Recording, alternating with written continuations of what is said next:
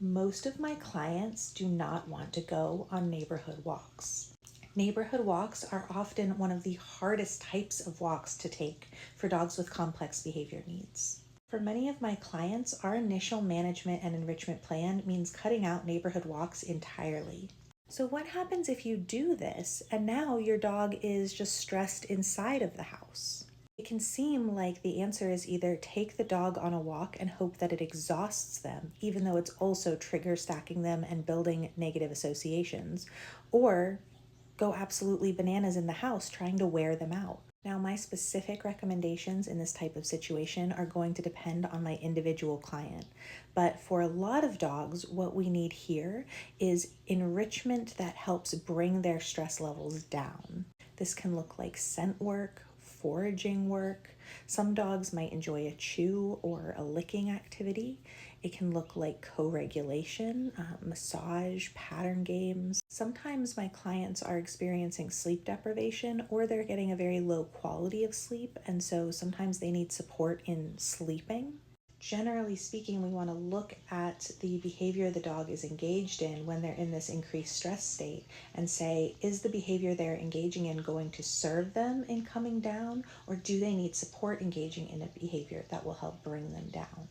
Sometimes the answer is to walk elsewhere, to do decompression walks, or to walk in spaces where we have plenty of room from the triggers. But as this commenter points out, a lot of dogs have trouble with the car. And so the stress of the car ride is often not worth the any benefit from walking elsewhere. And many of my clients do have trouble in the car.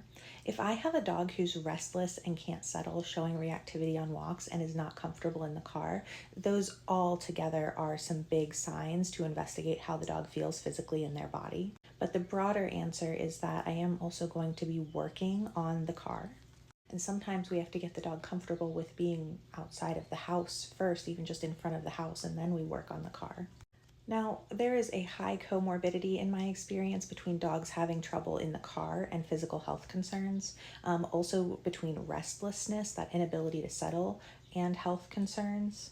And in the case that this commenter is pointing to, the dog also has IBD, so we have known GI issues. I would certainly be investigating that more related to the car rides and to the restlessness and the reactive behavior. And to answer the last part of this comment, if my dog is on a strict diet, I have to use their prescribed wet food.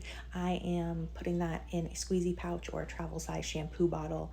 I might be looking at hydrolyzed options to use as treats, or possibly things like veggies that can fit into their diet.